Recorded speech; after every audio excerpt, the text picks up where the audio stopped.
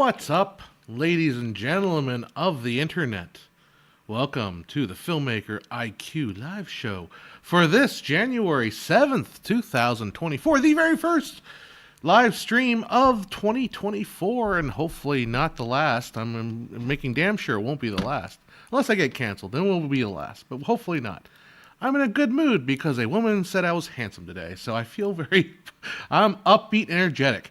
But I'm even more upbeat and energetic because I discovered a new resource. This is indeed a game changer, ladies and gentlemen. The game has been changed and will be changed for forth. We were once in the era of playing checkers, and today we will be playing chess. And maybe tomorrow, who knows? It might be 3D chess, and then 4D chess, and then 5D chess, and who knows where we're going, because the future is where we are all destined to be, and that is where we're going. We were all interested in the future because that is all where everyone will end up going. All right, so Filmmaker IQ, I decided in the last 5 minutes, Filmmaker IQ will be releasing a brand new recording label. And we are going into the music industry, even though the music industry is probably dead. We are definitely going into the music industry, folks. The reason why is AI. So I discovered this thing called Suno AI, and I had it write some music for me. And I am impressed. I think these are amazing pieces of musical work, and you need to hear them. You will need to experience them in their full glory. So I'm going to pull up some of these songs. We're going to listen to them, and you're going to tell me how great they are, because they're truly, utterly fantastic. All right, here we go. Let's see if I can do this thing without breaking everything. Say hi in the chat, by the way, so I know that you guys are seeing and hearing me coming through. I forgot to pull up my chat thingy. Hold on, we'll get there. All right, here we go. Okay, you guys hear me okay? Are we coming through? I think there's audio coming through. Hey, 10 by 10 says John Walter Mosi Hanton. 10 by 10. All right, here we go. Ready? Let's see. I'm going to put up my... this is my screen mode here. All right, here we go. See, those are your comments coming through. I'll put that comment there. Hi, John Walter. How you doing? Welcome. Happy 2024. Happy New Year.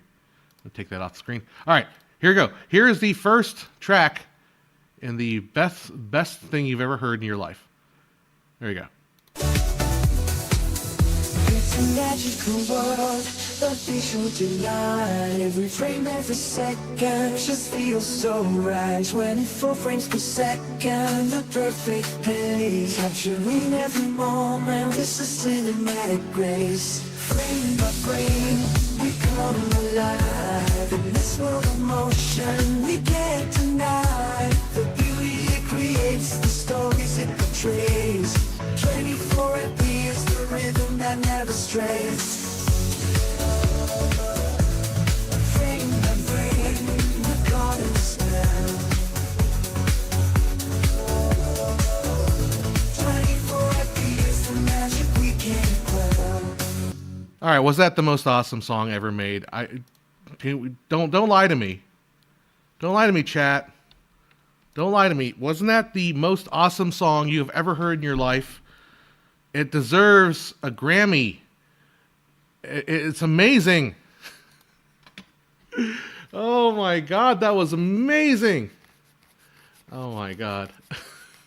Have you ever heard traditional singers sing without? Have you ever heard traditional singers sing without mics? I'm tone deaf, but I'm still effing impressed. Maybe you brought them back.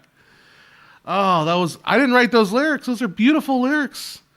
Are you ready for some more? Are you ready for some more of this amazing 24 frames per second pop songs? Here we go. I'm going to put you back over here. Okay, we got to listen to another one. Here we go. Here's number 2. Hey, Rigel, how you doing? Put that up there. Hi, how you doing? Now I got to take it off. All right. Oh, I don't fade to black. Don't fade to black. Don't fade to black. Damn it. All right. All right, here we go. Here's another beautiful song, Frames of Life, uplifting pop. Here we go. In this world of motion and lights, there's a frame rate that gets it just right. 24 frames per second, the perfect flow. A cinematic masterpiece, it's in the know. 24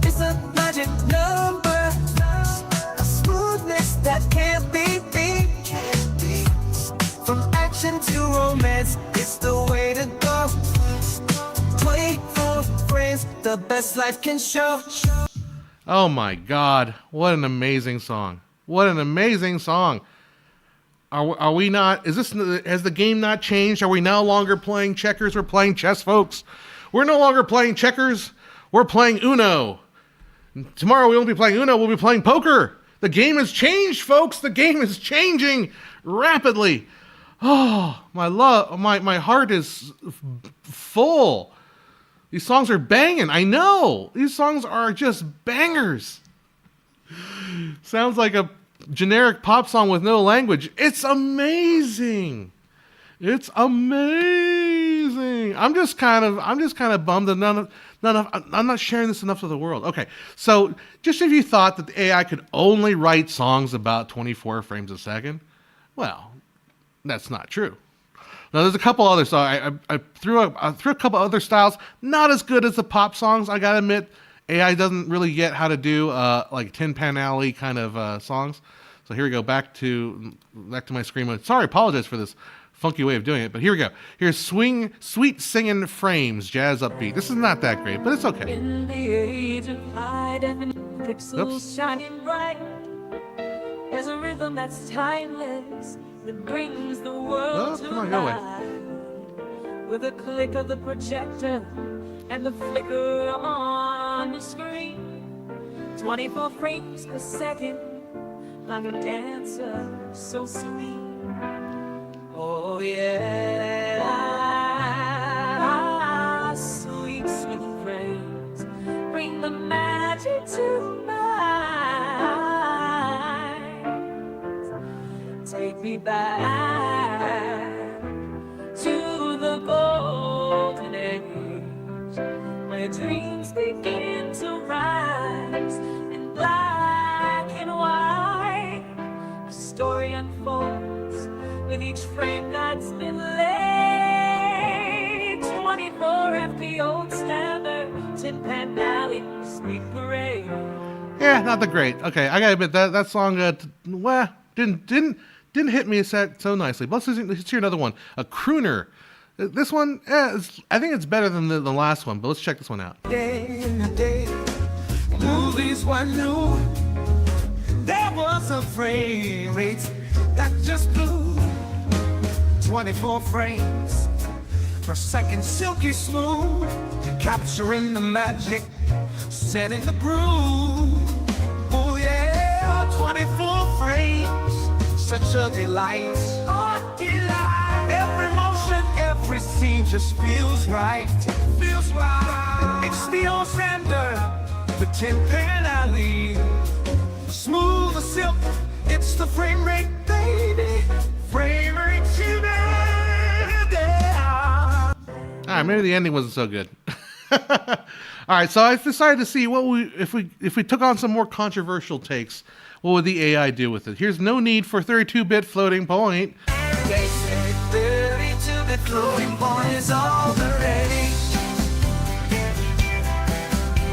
But I don't need it, no, I'm not in that cage. I'm just looking for a good old-fashioned sound. No need for fancy tools when I'm playing around. I don't need 32-bit floating point, no way. I'll stick with what I know, keep it simple and plain. Give me the raw power of a good old guitar. No need for fancy tech to make me a star. That's amazing. Oh my God. All right, okay. So this other one was Ain't Nobody Got Time for 32-bit. We can play. It's a little bit against what I'm trying to say, but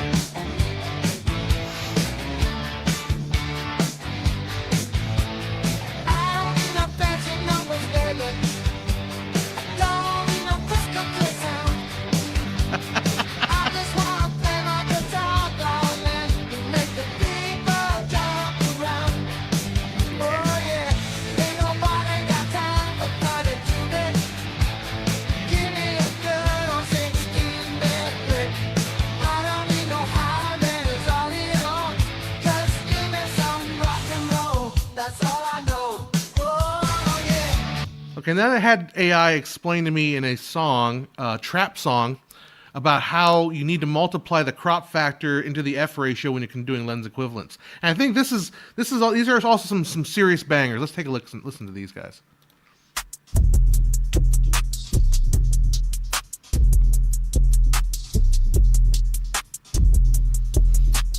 Lens on my camera, things so fine. Zoom that bokeh up in the sky. I'm in the zone, got the blue on lockdown. When it comes to equivalence, I gotta talk. Yo, what does that even mean?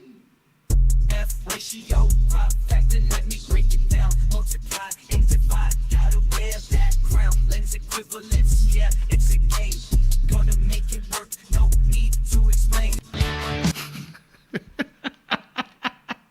All right, lens equivalents. Let's see another one here. Let's big lyrics. Listen up now, let me break it down. When it comes to lenses, nothing on the ground.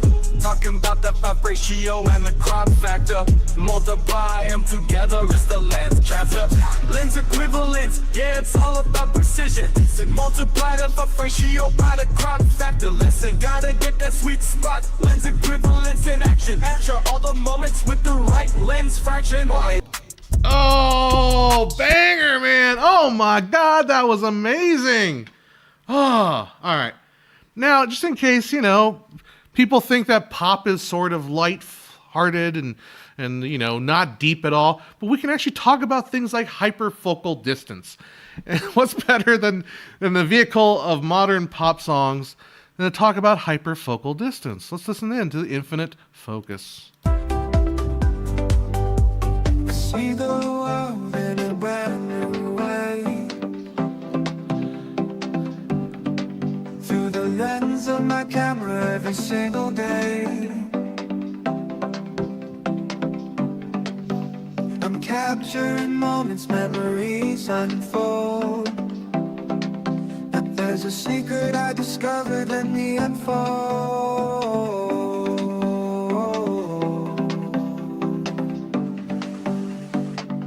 Hyperfocal length, oh what a revelation. Half the distance you'll find infinite depth of field. From close up to infinity, it's a celebration. Infinite focus, my photos will never yield. All right, not bad. Well, let's hear the ladies explain it, shall we? Something a little more, I don't know, a little more feminine persuasion. Here we go.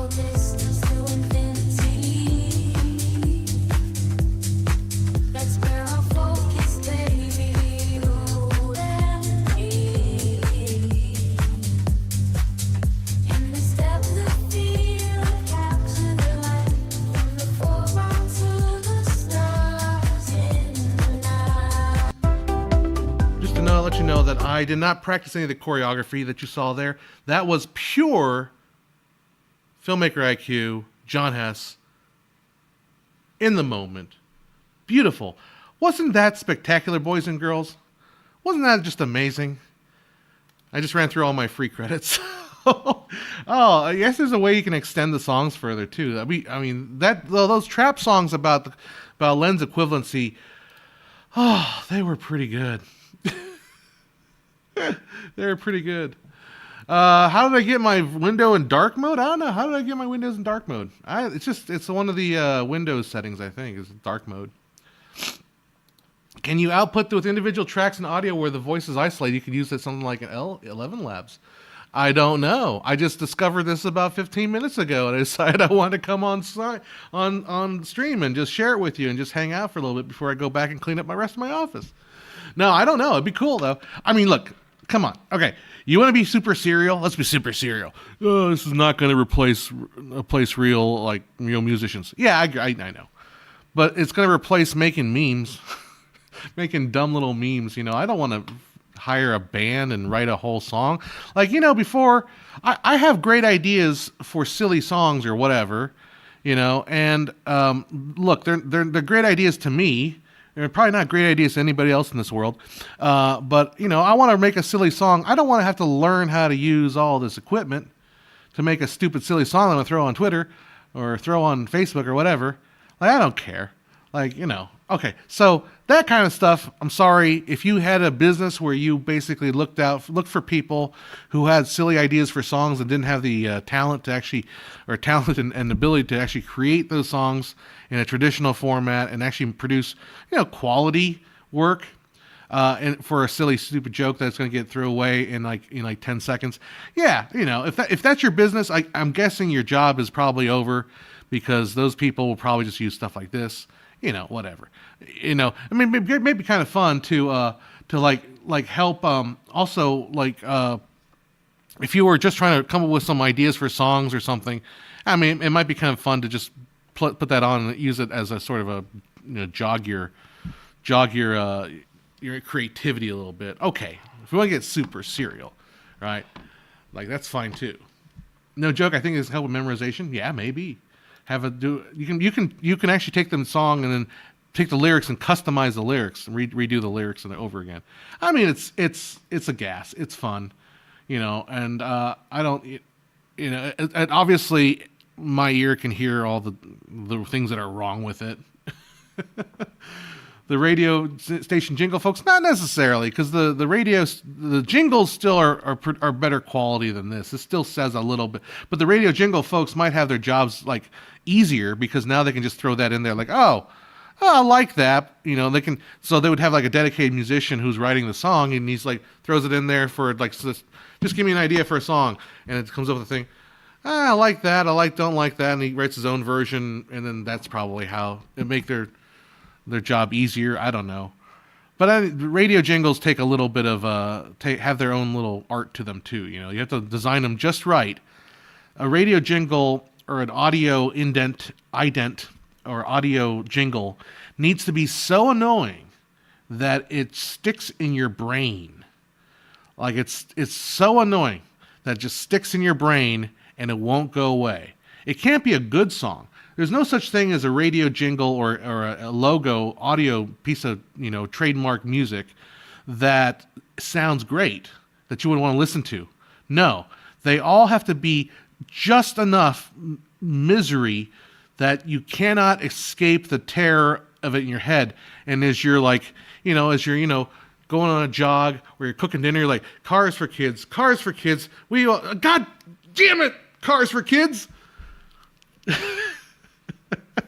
Right? So that's got to be that's the whole art of jingle writing, is just create enough misery in the ear that the person cannot escape the punishing trauma of hearing that jingle. That's how you get a good jingle.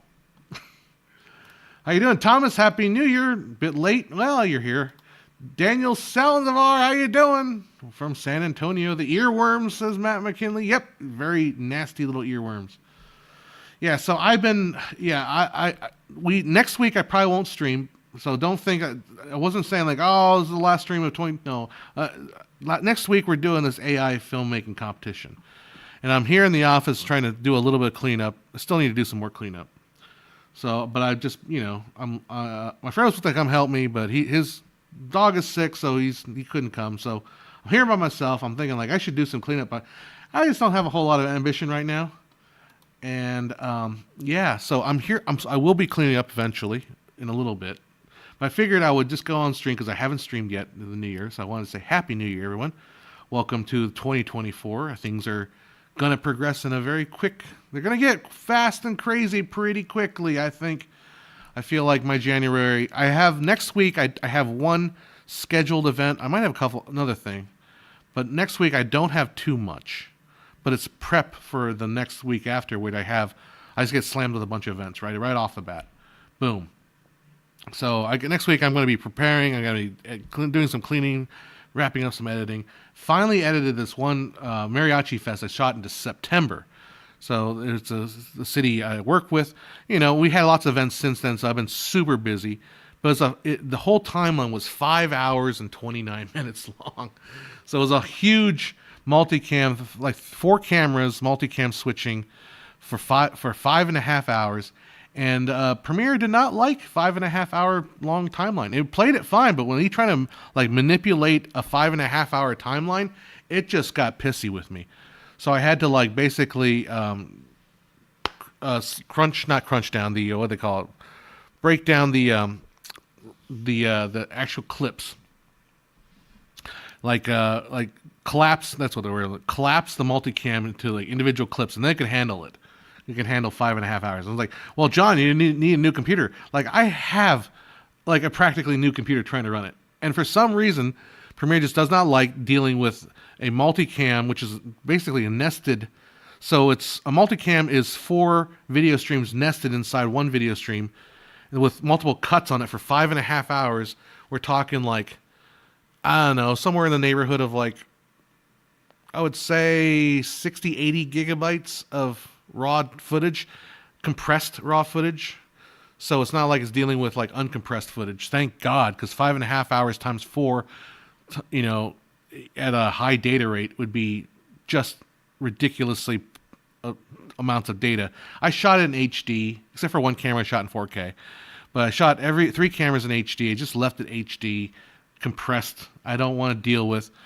My friend wanted me to work on this project, and he gave me a hard drive, and I saw this one industrial for a medical company, and I saw it was 5 terabytes, and I was like, ugh, I would not want to work with a corporate job that would eat up 5 terabytes, unless they're paying a good amount of money.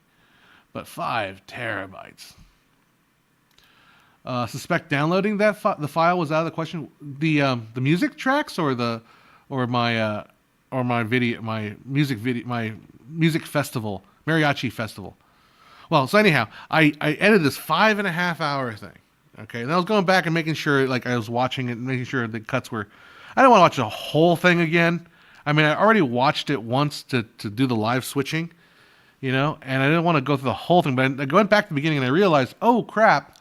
Somehow, I accidentally just reverted all the cuts to just camera 2, from the first hour and a half were just camera 2. I'm like, oh crap! And I was able to find some auto saves that had the original hour or so, so I had to re-edit 45 minutes of it, and then finally I can dump that all down to individual timelines where you have each. So it's 4 mariachi bands, and I just broke them down to the intro, mariachi band intro, so 9 files, and they're about 5 gigs each because I compress them pretty hard. Because look, no one ain't got to have time to download a 50 megabit per second file. It's not that kind of client. They don't necessarily need the crazy files. So yeah, so that's what I was doing the last couple days. Yeah. Anyhow. I'm in a pretty good mood, although I have not had lunch, and I probably should have lunch pretty soon. So I may not hang out too much longer because I might faint if I don't get something to eat. Yeah. This could help writing. Yeah. So apparently to the Suno folks, I believe, and they give you so all of that you heard there was made with free credits there. Their plan is $8 a month billed yearly. So that's $96, so $100 if you wanted to if you want to mess around with 2,500 credits for 500 songs per month, that is. So you can go crazy, and you can do general commercial terms, so you can use that commercially. Optional credits top-ups, and priority generation queue, 10 running jobs at once. If you want to go $24 a month, remember to see that number 24 pops again. It was 10,000 credits per month or 2,000 songs per month, general commercial terms, optional credit top-ups, and so forth. So, hey, I might get it because it seems kind of fun. Or you can do monthly billing, $10 a month. $10 a month will get you per month. Will get you 500 songs. I'd do that. I wouldn't spend $100. I'd spend $10 and cancel it or something. Play with it for a while and get bored with it and cancel it. Because that's what AI is basically. Everybody plays with everything until you get bored with it, and then you move on. Because that is definitely that's how AI works these days. It's all about novelty. Can I put the link in the comments? It is, yeah, I can write you the links. It is suno.com. There you go. All right. So how are you guys' New Year's going? Tell me in the chat, how are things going on in the New Year's for you guys? I'll let the chat take a little time to say hi. I got 24 concurrent viewers. We hit the magic number, folks. It's 24 concurrent viewers. You got 14 inches of snow. Holy moly, that's a lot of snow. There you go. Thomas Haynes says, I got 40. Whereabouts are you, Thomas? Did you get 14 inches of snow? That's a lot of freaking snow. Every year, my friends and I do a trip to Idyllwild, which is the mountains near us. And we're in California, but California mountains get snow because mountains are high elevation. And we did it the week before Christmas, because I always do it right before Christmas. And there was not a drop of snow, not a stinking drop of snow on the ground. And every year, usually there's snow in Idyllwild by this time of year. Or now there probably is, but back in like week before Christmas, there was no snow, and it was just weird. You're in Connecticut. Well, there you go. Yeah, I would imagine you probably get snow up there. Very much snow. Well, Happy New Year to you, Thomas, and we'll get plenty of filmmaking going on this year. Hey, Bud Bruin Flight. How you doing? The UCLA Bruins. Happy New Year, Bruin Flight. Get those Bruins going. Although it's interesting because I'm not a Bruin. I am a Scottish Bear, which I don't know if you know. All UC schools, except for the Santa Cruz, because they had to be freaking different. All UC schools are bears of some sort because the California animal is the golden bear. So UCLA is the Bruins. The UCR, which I went to, UC Riverside, is Scotty, the Highlands Bear. Because that makes sense. Whatever. Of course, Santa Cruz are the Banana Slugs because they're a bunch of freaking hippies. And they figured they didn't want to be a violent, vicious animal that tears apart its prey. They'd rather be a stupid slug. So there's the story behind that. Hey, Boat Silence, how you doing? Middle UK is a swamp. Oh my goodness. Is it raining out there? Rain in the way for Connecticut? Everyone's getting rained on. I got a new hobby, looking at great AI images and finding minor imperfections. There you go. That's a fun thing to do. I don't. So somebody on Twitter I was showing some of the stuff I was playing with AI, and so here's the thing. What's his name? The Action Movie Dad posted. This is what got me kind of like interested in how his workflow was going. He was showing I think we talked about this last time. He was showing some mid-journey images into Stable Diffusion video, and it was very, very impressive. Like, it was super impressive until you full screened it on a computer screen, and then it just falls apart faster than your dad's Datsun. I just made up that phrase. But the image on AI video images just disintegrate upon any kind of inspection. They just turn to mush. So it's interesting because I was looking at it. Some stuff holds up, but as soon as you open up full screen, not on a phone, like on a computer screen, like a good 10-degree field of view, like noise becomes extremely evident. Various different things aren't in motion, are in motion, and stuff like that. Weird morphing going on. Don't even attempt to see a face in the distance, they just become mush. They become like squished faces, and it's just awful. But if you look at it on Twitter, and especially if you hold your phone vertically and the video is horizontal, so it only occupies like your thumbnail's size, it looks amazing. It looks great. So AI video looks great when it's just like that big. But when you get it, this big, oh my God, it falls apart. So I've been working a lot trying to get that a little bit better, or figure out ways to get that better. And I posted an example, and someone said, "Oh my gosh, this is so great." And then I told them, "Well, it's great until you start looking at the details." And then we he was asking me like, "Well, do details really matter? Because everything's kind of going to the phone screens and all that stuff." And I said, "Well, that's our job as photographers and filmmakers, is to look for those details." Like, and this is something I trained myself when I'm shooting a photo for like a job. Even if I'm shooting photos for myself, right? You're composing a frame, but my and I don't know if you guys are like this. I scan the entire frame looking for problems that I might not like, or things I don't like. Like, you're just scanning constantly, looking, especially if you take a group photo, right? Group photos are notoriously annoying because you've got 20 people in a photo and they're all doing different things, and you just got to look around. You're looking as quickly as you can around. Make sure I see everybody's faces. Oh, do I see everyone's faces? Okay, does anyone have any weird things going on? Is there weird stuff hanging out of people's heads? That's your job as a photographer, filmmaker, to look for details, right? And if you do work for a client, and then the client's like, "Oh shit, that person has 7 fingers," like, that's your job, is to not make sure they don't have 7 fingers. Your job is to be very, very detail oriented. At least one of the aspects of your job is to be detail oriented. So it matters. It matters. The details matter. Now, of course, if you're making, like I said, making stuff for Twitter and memes and goof stuff and whatever, where it doesn't matter. Okay, whatever, it doesn't matter.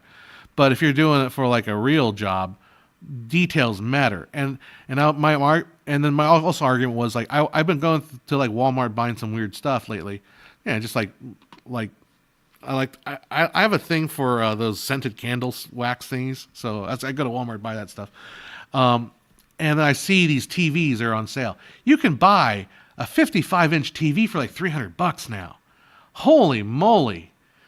Like the big TVs are cheap nowadays. So I don't agree that everyone's watching everything on their phone. I mean, yeah, we watch stuff on our phone. That's fine. I'm not against watching stuff on your phone. I'm just saying that to think that that's all we do is we watch things on our phone, that's not the entire story. People are watching stuff on big screen TVs, and they're becoming more and more inexpensive these days. Anyhow, so it was a friendly conversation. Let's keep it friendly. I want to be friendly. Let's be friends. Everyone be friends. Yay! All right. No, I'm not on anything. I just was called handsome. That's all I gotta say. All right. Go Slugs. Hello from Berlin, Germany. Welcome. Bienvenue. Welcome. Et touché, stranger. Okay, I'm not gonna sing more cabaret. I just got Consumer Cellular pop-up ad, and that's a new sponsor. No. So YouTube just I have it set on conservatively insert ads. So I just got, thanks for the 2 cents you gave me. I think I just made 2 cents off of you. Thank you, Consumer Cellular. Give me a call. We'll do a real brand deal. Wink. All right. Yeah, devil's in the details. Absolutely. Not just in the details. The devil is also in Miss Jones. But she is also a detail that we cannot forget. The devil is definitely in a detail. If AI could build from new project in After Effects or Unreal Engine, it'd be a great starting tool. It could also be a game changer. It would be a game changer. That's the thing, all right? If AI could I think that's really probably going to be the real breakthrough, is if AI creates 3D assets, and then you use those 3D assets you manipulate those 3D assets in a more traditional. And that's what I was writing the guy. Like if you use the AI generated 3D assets in a traditional VFX pipeline, VFX workflow, okay, I think that's probably where it'll be useful. AI is definitely like, okay, I want a rug texture, and you just type in, I want a rug texture, and it comes up with a rug texture for you, like for rendering. That's obviously useful, so that's, I think, where AI comes in handy. So I definitely, I feel like I'm always kind of going back and explaining this over and over again, but like AI is going to be the artist's tool. It's not going to be the tool that destroys the artist. I mean, in the short term, there will be flux because everything is flux. Everything's going to be flux anyway. Like people are kind of blaming AI for the recent like job issues in VFX, and but I kind of think there's other issues with movie industry right now beyond just AI. I think AI is an easy scapegoat. I think part of the problem is there's a lot of we're coming from a mentality where it's like content driven, like make content. Make content. I don't care. Just make content. Make content. We need more content, right? We come from that mentality to people like, oh man, I got all this content and I don't want to watch any of it. I'm just going to turn on YouTube and watch that filmmaker IQ schlub guy talking about stuff. Yeah, that's what I'm going to do. I'm not going to watch his other content. Let me just watch this slubby filmmaker IQ guy sit there and talk about content. That's all it is. Yeah. Yeah, and I agree. It counts as for all the hype. AI has a distinct look that I believe people can tell right away. I think it does. I think you're right. There's certain kinds of AI, right? Now, I think there's certain kinds of AI that might be able to fool you. Like especially if it starts moving away from that hyper glossy AI look. You know, it's also kind of funny. So they just dropped the new footage from 2023's Flight Simulator, or 2024. No, it's 2020. Okay, 2024 Flight Simulator has some new footage or whatever. Or I've seen some people put some footage up. As good as it looks, you can always tell it's not real. Partly because it looks too good. It's too clean. Everything's too, like, sharp. Right? Like, if I took a photo from the back of a plane, it wouldn't be this pristine looking plane. It would be, the window would have scratches on it. You know, it'd be all kinds of little things off with it, and that we're just not going to get there. And I was actually talking about how on Twitter a little bit. This guy, when I was having this exchange, is like, I don't think with the way we do things, the current technology approach to doing AI. Again, I'm not the programmer, so okay, I'm a little bit outside of it. But my approach, my thinking is, the way we're doing this, as far as like generative, recursive. Generative AI is that we're never going to get that last 10%. We get 90% there, but that last 10% is never going to happen because it's just the wrong way to go about it. It's just the wrong way to experience how our art in the real world works. Wing It Productions, Kumbaya. Kumbaya, my friends. Kumbaya. You can buy a 98 TV for less than $2. Oh my God, the 98 inch. I have a 77 inch at home, and I thought about when I bought it. I was like, do I want to buy the 85 inch? And it ended up being like $1,000 more. I'm like, nah. And I'm perfectly happy with 77 inches because, look at me, I'm a size queen. But happy with 77 inch because like it fills up my wall to the point where like I don't need this any bigger. But 98 inches, man, oh man, that's huge. All right. Did the end of the SAG strike have an effect on you personally? No, because I don't actually do any work that involves SAG. I do corporate, like for my business work, I do corporate work. Now, I would like in 2024 to start moving more into some narrative filmmaking. I've been telling a lot of people that. Like, I want to get back to doing some arts. Now that I think that the pandemic is definitely in our rearview mirror, that it's not going to be an issue coming up. Hey, if you want to wear a mask, okay, knock yourself out. But, it's not like we need to have all these COVID rules about shooting. And then if you're a small production, you have to follow them or people are going to be upset. It's not going to be an issue anymore. Now I feel like the green light, go ahead and do photography, videography, filmmaking, and all that. I think we're back and ready to go. I want to make something. So I may deal with SAG, although if I dealt with SAG, it would always be in like the SAG exception rider or something like that, where I'm not under SAG rules because I don't have the budget to be in that. So yeah, the word content drives me insane. I feel like it devalues the project. I understand that from a business perspective, content is the way to look at it, but separate artistry from it. I don't have the issue with the term the content as much as like Patrick H. Willems had a video about content. So I find the word, but I do find the word a little. Yeah, I agree with you. The artistry is missing. I find the word is a little bit more of a catch-all. It's like, so how do I describe what I'm doing on this live stream? Like, this is a live stream. This is not a video. This is a live stream. It's different. It's different than my traditional YouTube videos, right? It's different stuff. Now, if I made a sketch, how would I describe what I produce? I would say I make live streams, I make sketches, I make documentaries, and talking head documentaries. All right, how can I lump all that together into a term that incorporates all that and gets across what I'm trying to make? And then the only word I can come up with, you could say media. I'm a media maker. I could say that. Content is a way to kind of get around that. And that, so like Fox or something like that, or Disney, content to them is, okay, movies is one division, movie division, television division, which is another division, internet division, TikTok division, YouTube Reels division.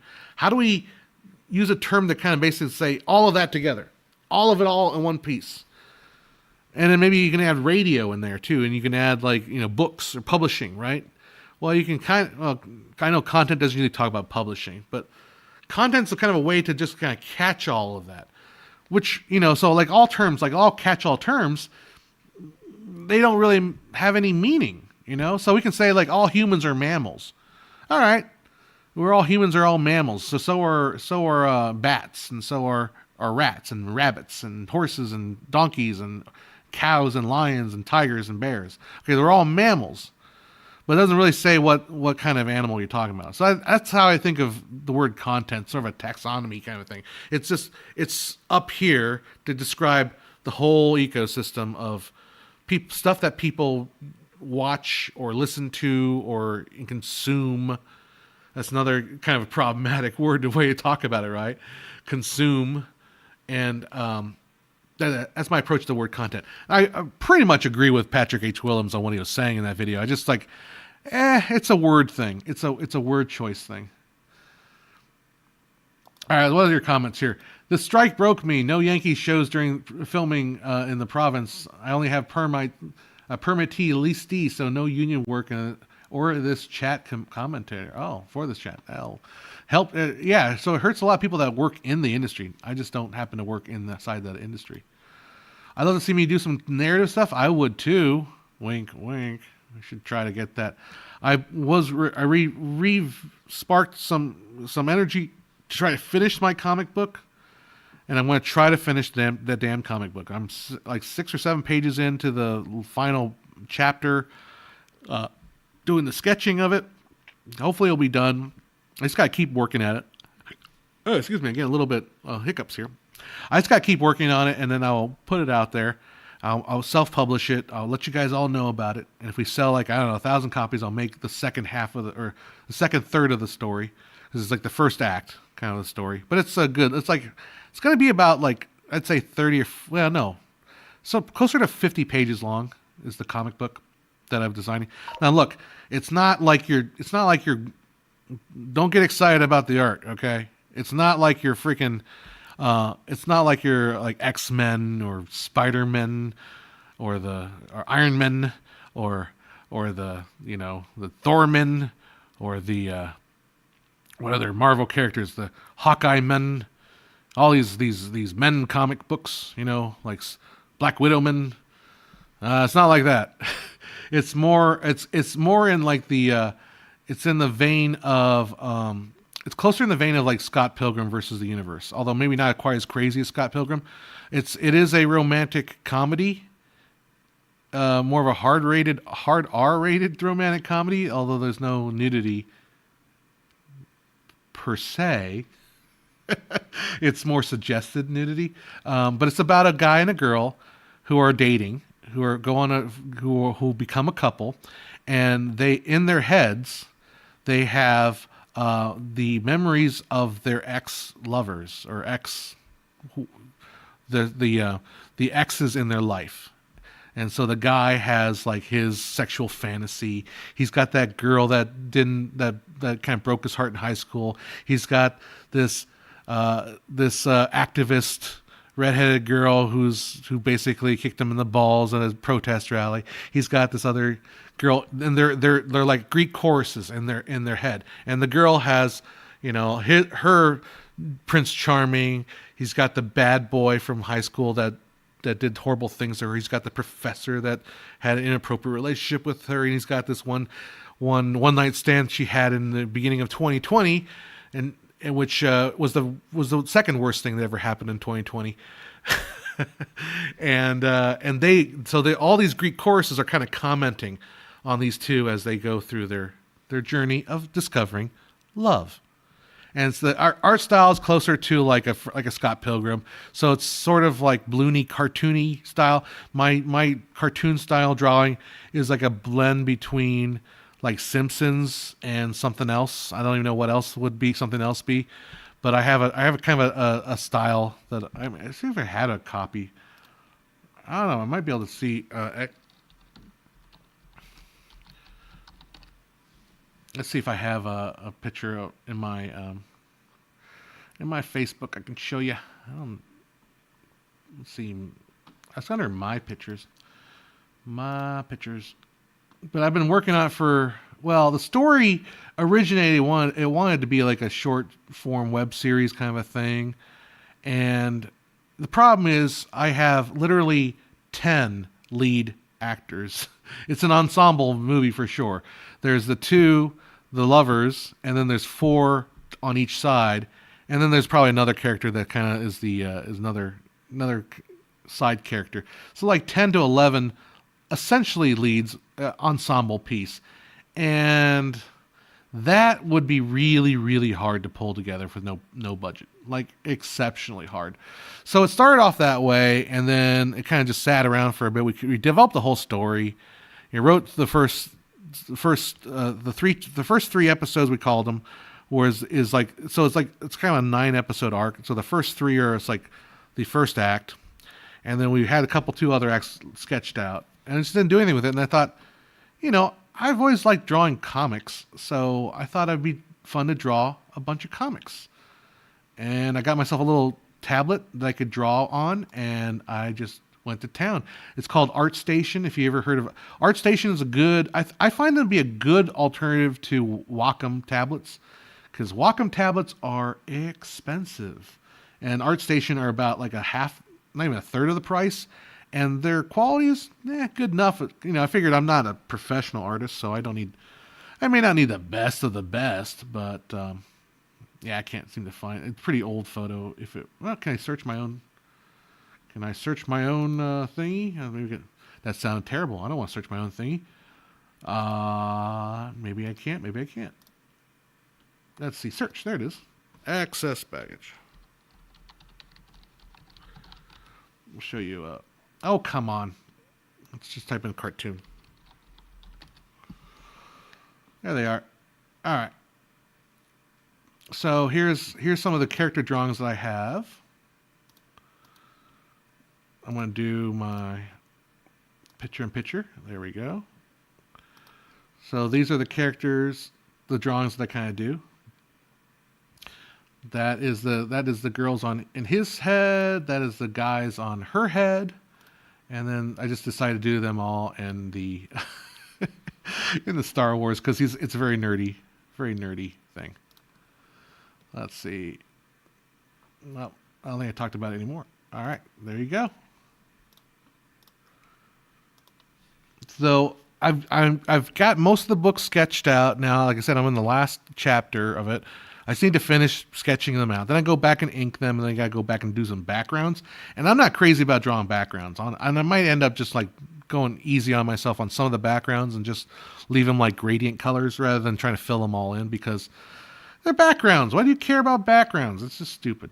So I just hate the idea of spending a lot of time drawing a background and like knowing it's just a freaking background. No one's gonna care about this background. I don't have the skills to like make super highly detailed backgrounds for every single panel. It's just not that kind of book. So it is what it is. Oh, later there, Bruin. Have a good one. Yeah, Fader 50. Oh, you're talking to someone else. Later, Rigel. See you later. Have fun. Take care, Rigel. We'll see you later. Yeah, 50 pages is almost a graphic novel. Yeah, I mean, I think I would treat it like a graphic novel. I'm not a big comic book fan, so I don't know exactly how many. I mean, I've read comic books, but they're not super long, right? But yeah, it's going to be closer to a graphic novel. I mean, it's a shorter graphic novel. And the idea is if I can get enough of them made and it's like it becomes something that's worth my time to put into the effort, then I can finish the story. Like there's going to be like at least 2 other books. So then that would be a nice little book, right? You got part 1, part 2, part 3. And yeah, that'd be fun. I had a colleague sunk 2.5 years, about £100,000 into a fan-made short Star Wars film, Star Wars Origins, on YouTube. It's got 15. If you got 15 minutes, watch it. You will not be disappointed. There you go. Star Wars Origin. Look it up. Check it out. So I have a comic for my feature to use as a theater program if we ever screen it. There you go. And kind of the reason why I did the comic book is it's sort of a way to sell a show. Don't tell anybody. Don't tell anybody. But I'm kind of using it as a try to pitch a show. Now, okay, so I'm a little bit worried. Always a little worried about like being compared to something else. So the idea is kind of similar to like Inside Out. But Inside Out was such an old movie that no one cares about Inside Out anymore. And then I found out Inside Out 2 is coming out, and my comic book might be done by I'm like, oh crap! Inside Out 2 is coming out, because they're kind of at the helm of the brain. They're kind of like inside the head, like controlling everything. So like but my Inside Outs, those are emotions. My characters are all past like lovers or a past or basically like libido, because the character of Charm and the character of Sugar is his libido, and Charm is her libido. That's basically what they are. Hello, is your vMix better than OBS? I think so. I think vMix is way better than OBS. vMix is pretty darn powerful. I don't think I've had it crash on me ever. I've had other stuff happen with vMix, but vMix is pretty darn powerful. Now, I did stumble my way into the 4K version. Like I started off with the HD version for $50, and I keep adding it, and now I'm at 4K version. So to really unlock all the really powerful things, the 4K version is necessary. There's one thing I don't like about vMix, and I'm going to have to do a video. I got to do some more videos for the channel. I owe a video to a company that let me borrow some cameras to test out.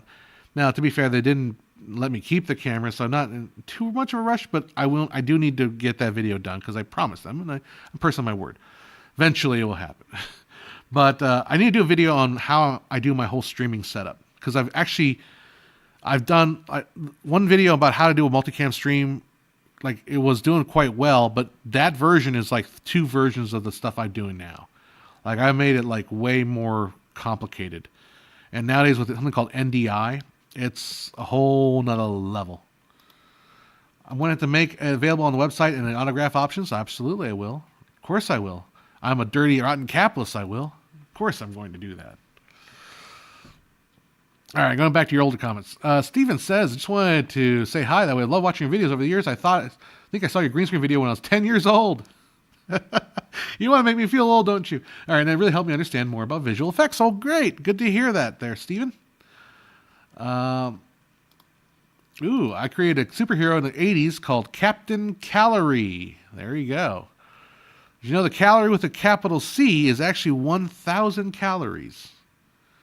You didn't know that, right? It's the energy it requires to raise 1 cubic centimeter of water up 1 degree Celsius from like 0 to 1. Of course, but that's a very small amount of energy, so it takes 1,000 calories to call 1 capital C calorie. And that's what we eat, the calorie. Watch any great movies yet in 2024? I have not seen a single movie yet. So, not a new one, that is. The new headline, the global box office is 30% more in 2023 than 2022. Well, the reason that is COVID. That's why 2023's got better. Two reasons. COVID is one of them. And the other reason is Avatar 2. Like Avatar 2, and I did this big rant last week, right, about it. Avatar 2 just basically blew the box office out, and because it was so expensive to go see it, it made the box office more inflated. But I think people are going back to the movie theater. I think it's the way it goes. Any progress updated on oh my goodness, the production company's history series. I should do some more of those. I haven't done anything with it, but my next one will definitely be United Artists. I definitely want to do United Artists because there's a story about United Artists that probably most people don't know about. And it's the story about how when Mary Pickford kind of sold it to these two guys, and they kind of, and I'm a little bit overselling it here, but they kind of invented the way corporate Hollywood works is United Artists, because United Artists doesn't have an actual studio. Like there's no United Artists lot, right? But that's really the way modern Hollywood works. Like, yes, there's a Fox lot, yes, there's a Paramount lot, but they don't shoot movies on those lots. They shoot television shows, because I think what they realize is like that kind of stage, the property, the lot system of movie production is only useful in a terms like television show, where a television show where you're continuously producing the same show year after year, and you need the same stage year after year after year. Then it makes sense to kind of centralize it into a lot system, like a Hollywood studio lot, right? Whereas if you're doing movies, there's, if it's like a one-off movie, you just rent a stage anywhere. You don't have to be in the Hollywood lot. You can rent a stage in Culver City. You could rent a stage in Atlanta, Georgia. You could rent a stage anywhere. So what happened with United Artists is basically they were kind of showing the world how Hollywood studios became, instead of a real estate property. Now again, they weren't, at least in California, they were always a real estate, but turn it more into a financial system, where it became more like the system of the finance. So it's not that Warner Brothers, makes the movie on the Warner Brothers lot. Warner Brothers is the distribution arm. Warner Brothers is the funding for the movie, and they gather the funding, they give it to the filmmaker. The filmmaker has to deliver a product, and then they distribute the product, right? Versus I'm Warner Brothers, you will come work for me, and I will have you shoot on my lot and use my equipment and all that. Different way to approach it, which I think United Artists was one of the first, not the first, maybe. I'm kind of overselling it, but they kind of create that kind of corporate Hollywood system. And it centers around a very famous character, James Bond. James Bond. So Mary Pickford gave it to these two guys, or it was a deal. But yeah. Any thought on the new Star Wars announcements? Not that I give a shite about it, but I was wondering, does anyone really care at this point? I don't care. So the interesting thing, there was I saw this Disney After Dark, which is one Facebook group, and it was saying how the new lady they brought in to direct the Star Wars movie said, I want to make men uncomfortable in their seats, or uncomfortable about the movie. And then somebody was very upset that they basically took a line from a quote that she was saying about a former movie that she made about the stoning of the girl in Iran. She wanted, because that movie, she wanted to make the men uncomfortable, which makes more sense in a movie about a stoning of a girl, right? I mean, yeah, it's pretty messed up. Yeah, your next thing is Fleming. So anyhow, what I'm saying with that was they took out of context this quote from her talking about another movie, and then they attached it to the whole Star Wars thing. I want to make men. And people are like, oh, this is fake news. And you're like, well, you guys have been playing the fake news game for a long time and doing this to a lot of other people too. You got Kevin Hart kicked out for saying some stuff way back. You can take some stuff out of context. I don't know. I don't have a whole lot of sympathy. And I think someone said something like that. Said something in the terms of like, I want to make sure, like, bring a female perspective to Star Wars. Finally, a female perspective into Star Wars. And everyone's like, wait a second, what did Kathleen Kennedy do then? Yeah. Was I don't know if the movie. I don't think the movie she made was A Stoning of Soraya. I think she made another one, but maybe I'm right. Maybe I'm wrong. I don't know. I haven't. I again lightly keeping up with this stuff. I haven't really. Disney Star Wars female. Let's see, director. I mean, I would see. I would like to see. What's her name? Greta Gerwig. I would see Greta Gerwig making a Star Wars movie. I don't think she would because I don't think that interests her. No, so this Charmine Obaid Chinoy made a movie called Sitara, Let Girls Dream, I think was the last one, and A Girl in the River. A Girl in the River, The Price of Forgiveness. So she's made some of these other movies that, not Stoning of Soraya. So maybe I'm just getting my stuff mixed up. But anyhow, it's a weird pick to use her for Star Wars. And you gotta wonder if Star Wars, the history of Star Wars. I mean, I guess they're further along in it in that it's already got like some publicity with it, with Rey coming back, the Daisy Ridley coming back as Rey. Not that she has a huge career outside of Star Wars, unfortunately. She's a rather pretty actress, and got some chops on her. But anyhow, chops, I mean acting chops, you dirty old men. Stop it. All right. And so it's just a weird choice to pick her for the role because she doesn't have a huge sci-fi background. Okay. But then again, Star Wars has a history of shit canning a lot of projects. So I don't know. Who are your ideal filmmakers to head a new James Bond movie? There's only one, Christopher Nolan. I think he's shown interest in it too. I think Christopher Nolan would make a fantastic James Bond movie.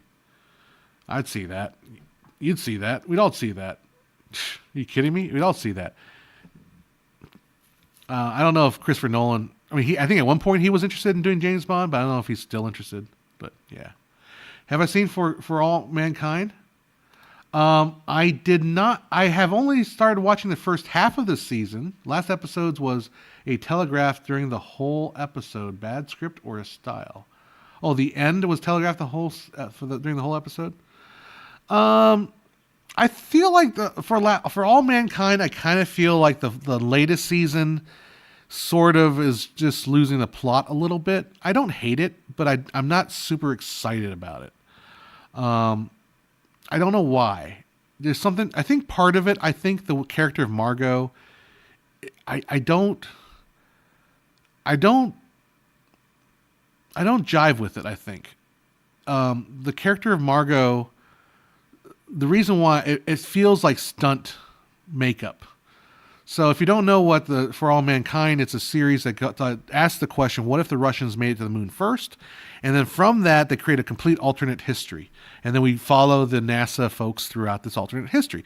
The first one takes place in the 60s. The second one takes place in the 70s. Yeah, 70s. The third one takes place in the 80s or 90s. And this one takes place in the early 2000s. So there's one character named Margot, and she starts off as like a flight engineer. She becomes like a head of NASA, and then she's like exiled to Russia because she has some issues. I won't go through it. But the thing is that they make her makeup like excessively. It feels like they're trying to make her like they're trying to show off how ugly they can make her. And as I've talked about her, the character, the actress is very beautiful. It just feels like they're just making her look old, but she doesn't look that old. Like for a story that happens in the 60s to 2000s, that's 40 years. She should be in her she should be, well, no. So 60 years, that should be her 80s. And she doesn't look like she's in her 80s. She looks like she's in the late 50s. So the makeup's not quite right. And it just feels, and the whole her whole angle just feels, it just feels a little too, I don't know, something about it. It just bothers me. Not that I don't like this show. Not that I don't like the whole. The reason I love the show is because a lot of the acting moments in the show, And it's what inspired me to do this idea that I had for these little shorts, which I still have to show you guys these shorts for you guys to vote on it. But a lot of the scenes that take place between these have very unexpected endings. The writing is so interesting in that it's like you're expecting this scene to go a certain way and it takes a left turn, and it's really well done. It's really well done. It's just I'm not digging. Well, you know what? I've got some time tonight. I'm probably gonna watch it tonight. I'll watch the rest of the For All Mankind and let you know what I think in a couple weeks when I'm back. There you go. Bullet Sign says Christopher Nolan is out of Bond. He disagreed with the direction of the Bond producers. My personal opinion is Martin Campbell. He's both Pierce Brosnan and Daniel Craig's first film. There you go. I'm interested in seeing that one movie, Carlisle, right? Now, Carlisle probably wouldn't be appropriate for Bond. The guy, the director of the Carlisle that did like the what's the name of those British movies? They're not British movies. They're about the gentleman. You know what I'm talking about. The Kingsman movies. Those have a very cool aesthetic that, like, you ever watch somebody's, if you ever watch a movie and you're like, that aesthetic is something that I never ever thought of doing, nor would I ever consider doing, because it's just so outside of my wheelhouse or outside of my taste, but I like it. Like, I like the taste, but I would never do it because it's not me at all. That's what I like about that guy that does the Kingsman movies. I don't want another Star Wars. Let the saga rest. Let it die. Kill it if you have to. There's a fairy tale element in Star Wars, but now it's more a compilation of fan fiction. Yeah, true. Very true. 4-hour Bond Nolan movie. Can I get a hell yeah? There you go. And it should be timey-wimey in the term, to borrow a phrase from Mark Kermode. It should be very timey-wimey. So it should start in the middle of the movie, and then after 5 minutes, it goes to the beginning of the movie, and then it jumps to the very end of the movie, and then it winds backwards like a clock on LSD. No, it's not Guy Ritchie. Is that Guy Ritchie? It's not Guy Ritchie. Who am I talking about? Carlisle movie. Is that Guy Ritchie? Are you serious? Or I just didn't realize it's Guy Ritchie. No, not Always at the Carlisle. Or am I not even... what's the movie that's going to have... it has... what's her name? Opie from... Ron Howard's daughter. Dang it. I thought it was Carlisle. Dang, what... chat will help me out. All right, I gotta find this out here. All right, what's her name? What's Ron Howard's daughter's name? I'm just gonna go through a big giant. Ron Howard's daughter is named. It's not Isla Fisher. It's Bryce Dallas Howard. Okay, so Bryce Dallas Howard. What movie she's coming in? Bryce Dallas Howard's new movie is Argyle. Close. No cigar. Okay, so Argyle is the movie I'm looking forward to. Argyle is directed by... Is that Guy Ritchie? No, Matthew Vaughn.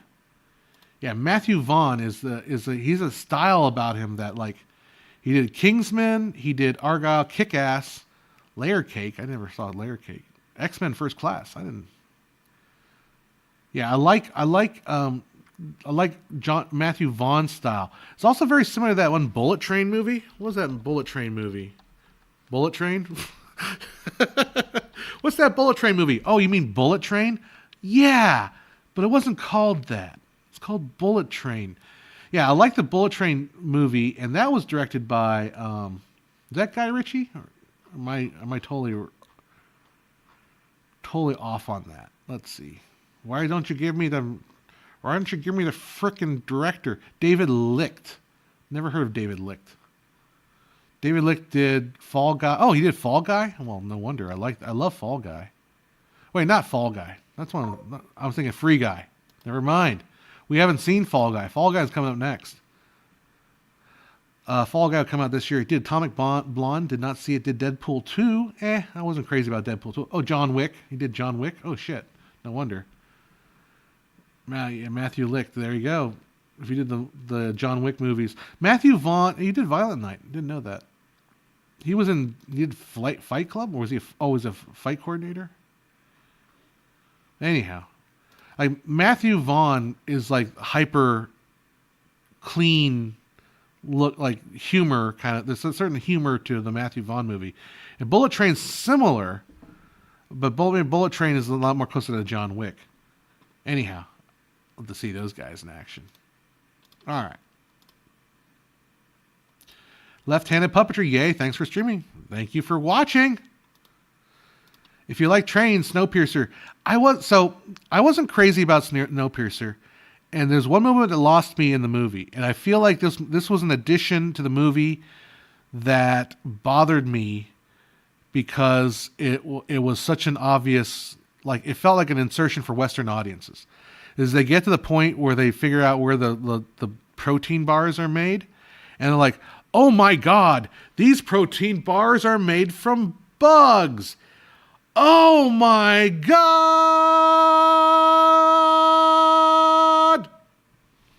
And I was like, really? Who cares? They're made from bugs. So what? I was expecting it to be made from like fecal matter. That would have been disgusting. And I'll bet you anything, it probably was. It was made of people or something. It was Soylent Green shit, right? Anyhow, that's what that from that point on, like I couldn't take the movie. I couldn't take it seriously because it just felt cloying. I didn't like it. I got annoyed by the movie. And every time you watch a movie like that, you also kind of wonder, like, wait, how big is this freaking train? Yeah, how big is this train? Yeah, Argyle, not Carlisle. John, what the hell's wrong with you? Wish they would make a limited series with James Bond franchise. You know, I think it's also, you know, people talk about how like copyright is such an issue, but I feel like James Bond might also be one of those things where it's like, You know, if we all just made James Bond movies, then we wouldn't have a John Wick.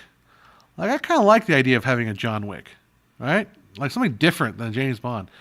Maybe James Bond is something we should probably, you know, we all appreciate once in a while making a James Bond movie. It's like a comfort food, right? It's like, you know, going to In-N-Out every once in a while. For those that aren't Californians, it's a great American burger place. Just going in. But, you know, once in a while you don't want In-N-Out, you know? I don't know. Just give me something like James Bond. How much can we do on James Bond? How much has there been said about James Bond? On Twitter, they were showing that one car stunt where they took the car and they drove it over a ramp and it flipped it over and then it landed. And they said it was the first time they used computers to actually simulate the physical forces involved with spinning that car, doing a barrel roll across the river. And and then they showed you the behind the footage and it's like, wow. They just did it. It's like, wow, that was amazing. And then the guy was like, well, you know, too bad they incorporated with the worst sound effect. And they showed the movie version. It's like, whoo, it had a little slide. Whoo, it was like the lamest sound effect. And just like ruined it. It was so bad.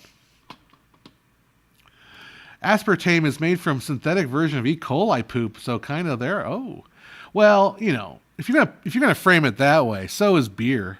Like alcohol is basically yeast poop. And we all love our yeast poop. Yeast poop is delicious. It's delicious. Snowpiercer is meh, and then Soylent Green. You know, I have not seen Soylent Green. I do know Soylent Green is made of people, though. That's all I know. If you guys remember that stupid ad they would run on Facebook, this company called Soylent. It was like, really? You're gonna name your food company Soylent? And it was basically this white like goo that you would drink as a meal replacement. And people were like, yeah, I'm going to replace my meals with white goo. And it's like, what the F is wrong with you people? Do you hate life so much that you can't eat a delicious sandwich? That instead, you know what? I have no time to eat a delicious meal. I'm going to replace it with eating white goo. That's what Soylent... And then Soylent had the audacity to name it after something that everyone knows. The first joke on a Facebook video was like, Soylent is made of people, you idiots. Soylent is made of people. You actually drank Soylent for 2 weeks. What was it? Do you have something against fun? Do you just hate life? Do you just don't want to exist in a world where happiness is... You just want to drink white goo? I love it. I love it. What is... I don't understand the ultimate hipsterness to like say, I reject pleasure in my dining experience. I must instead consume white goo because just having fun with you to relax is okay. Oh my goodness. Why does my phone keeps going off? Oh, I'm getting hit up with, is it Reddit? Oh my gosh. All right. I'm going to kill some more time here. Talk about this one Reddit thing. So I'm gonna call out this one. I won't mention his. Holy shit! I had the wrong one up. All right. So there was this one post that I saw. I love. You know when you're dealing with a really newbie. There you go. Hey, Soylent is packed with 20 grams of plant proteins, 1 gram of sugar, and 28 vitamins and minerals in a delicious white goo form. Do you like eating Elmer's white glue? Well, you know Elmer's white glue doesn't have 20 grams of plant protein or 1 gram of sugar or 28 vitamins and minerals. Elmer's white glue is just paste. Is just material. Is just starchy coagulate white paste. But if you love the texture of Elmer's white glue, but wish you could get 20 grams of plant protein with 20 essential minerals and vitamins with only 1 gram of sugar, then you'll love Soylent as you choke down a thing and make it look like you're having a Japanese... Well, never mind. All right. So you know you're dealing with like a super a novice like filmmaker is someone that just got. I want to throw some shade down. Someone that just got into the industry and is like starting to learn all the cool terms, right? So I love this. Okay, so they asked in this question in videography, what's your realistic perfect hybrid camera? Does it exist? If not, what would it be?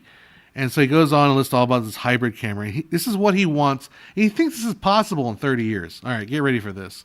He's like, is this unrealistic to expect in a hybrid shooting camera in 30 years? Here you go. Full frame, 30 plus megapixel global shutter sensor. Okay, that's not, we can try to do that.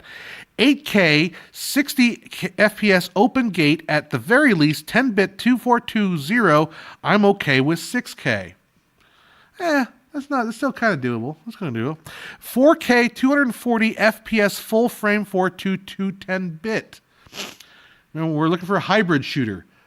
Probably not. Let's keep going. Internal ProRes 422 HQ. Yeah, and hybrid shooter. Yeah, that makes sense. Yeah, okay.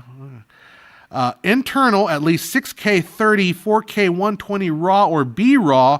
No crop, B-RAW, preferably in my workflow, but obviously there's politics involved. Yeah, I don't think so. Internal ND. Oh, for a hybrid photo camera. Okay. Dual SD and a CFast. All right. We can SSD recording. Wait, what? 2 USB-C ports. 2, okay. HDMI, 32-bit float audio. Yeah, okay. AI subject human animal detection, Sony level or comparable. Lumix level stabilization, built-in cooling fan system. All right, we're doing 4K, 240, 422 10-bit, but we definitely need some cooling, but it needs to be hybrid, right? It needs to be a hybrid. A 4-axis tilt screen. And not much bigger than the same size as today's FF hybrids. Sony level comparable low light and 14 plus stops of dynamic range. Yeah. So I wrote back, definitely, completely laughably unrealistic. All right, I won't go any further than that. So, anyhow. Dude, I am very entertaining. Thank you. I hope to be so and not be a complete terrible. You lost a few pounds. I would hope you would lose a few pounds after eating Soylent for 2 weeks. You should. Look, I mean, I'm not gonna deny the fact that if you eat white glue for 2 weeks that only has 1 gram of sugar and is packed with 20 grams of plant protein and all the essential vitamins and minerals, you should absolutely lose 2 pounds. Absolutely. I fully imagine you would. I mean, it's absolutely true. But yeah, I just don't hate life and I don't hate pleasure that much to eat white glue. And like, did you ever like spill it on yourself? Like, oh, you just get it like all dripping down your face.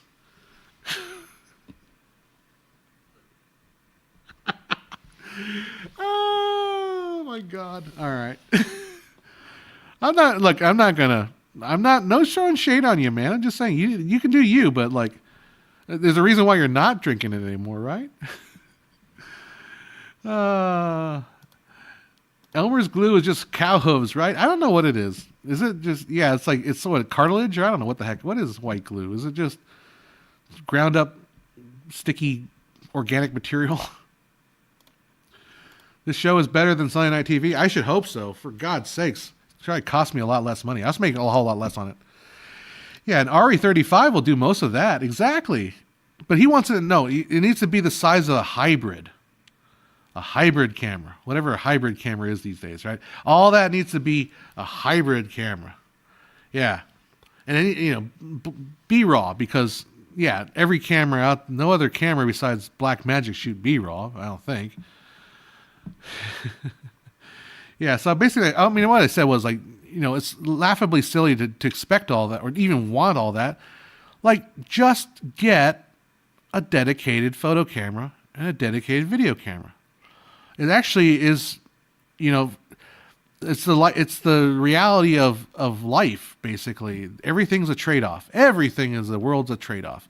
You want to get a beautiful ARRI, if you get an ARRI Alexa, you're going to have the top of the line. Everything's awesome for not video, but digital filmmaking. But if you wanted to use an ARRI to shoot your wedding photos, not the right tool. Maybe not the right tool for the job. So, get a photo camera for that. You can do a lot less money for the photo camera. There we go. Elmer's Glue All is an aqueous emulsion of polyvinyl acetate, polyvinyl alcohol, and polypropylene glycol. I'm pretty sure you can eat polyvinyl alcohol and polypropylene glycol. I think you probably consume, maybe not in full amounts. I'm not sure about the polyvinyl acetate. I feel like that might be some problems with your digestive system. It'll probably shoot right through you, but probably not a good thing to have. Although Soylent has the exact same properties as polyvinyl acetate, polyalcohol, and polyethylene glycol. So you get that same great texture without those nasty, awful chemicals, and 20 grams of plant proteins, all the essential minerals and vitamins, and not more than 2 grams of sugar. Not more than 2, less than 2 grams. 1 gram of sugar per serving, people, and all the great flavor and texture of Elmer's white glue all, without all those nasty chemicals. Man, Soylent should be giving me money for this. I need some money from Soylent and Elmer's White Glue. They both should be sponsors of the show. To tell you to eat, are you sick of being happy? Then eat Soylent or drink it or whatever the fuck you do with it. What do you think about the C200 MK2 rumors? I have not heard any rumors. You are watching me on a C200 original series. I think the C200 is sort of the C200 was sort of it has no real place anymore. Like the C70 is the superior camera. There's no question about it. It's also the brand new, much more newer camera. I think the C70 sort of took the air out of the wind out of the sails of the C200 lineup. Like the C100 is sort of like your very basic entry level into the cinema line Canon series. Okay. And it's a great camera, but it's missing a lot of the features. And for a while it could only do 1080. The C200 is basically a C100, but it has one extra feature, and that's the ability to record RAW. And that's really the only like really distinguishing thing about C200. Then you get the C300, and that's like your professional, like corporate filmmaking, quality digital cinema, but corporate level shooting. And then you get the C500, and that C500 and C700 are more like your high end, like legitimately high end not video, but digital filmmaking tools. C300 is a little more corporate, right? And C200 is sort of, but then here comes the C70. And C70's got a different body shape, but it's not too small, not too big. But the image sensor is insanely beautiful. It's so good. Like, it's my favorite sensor, is that C70. It's just, the C70 is my forever camera. It's like, that's it. I don't need another camera as far as the quality. Like, I don't need anything better than the C70. Now that the C70 shoots RAW, that's it. I don't need it. I don't need anything better. I get other cameras to fill niches. Like, I got that FX30 because I wanted to fill a niche on the gimbal, because the C70 on the gimbal is pretty heavy. It's pretty hard to work with. If you're shooting a long event, I wouldn't want to shoot the C70 on a gimbal. But the FX30, I at least have a sensor now that can compete with the C70. So I had a 1-inch sensor on there before. Anyhow. Get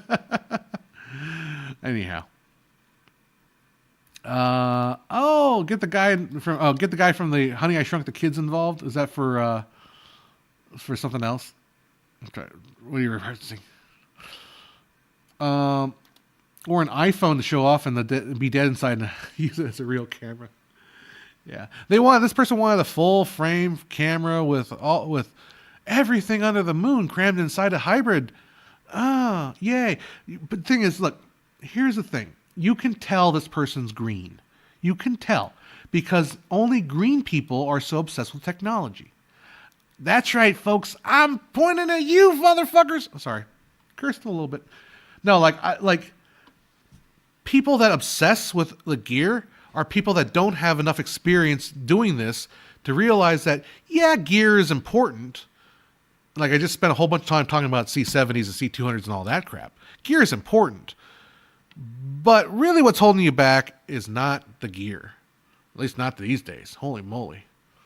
Hey, Matthias, you should go back to the beginning of the stream and listen to my 24 FPS beats. You'll love them. Yeah, you'll love them.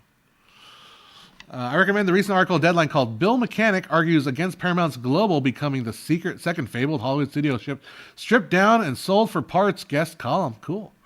Bill Mechanic, I talked about him in the Paramount. He was in there. That's kind of funny. So argues against Paramount Global becoming the second fabled Hollywood studio. I mean, it's kind of funny because back in when he was running Paramount, he didn't. I don't know where he was but it was like in the late '80s, I think. Like, that was what's happening with all the studios. They're getting torn apart and sold for parts.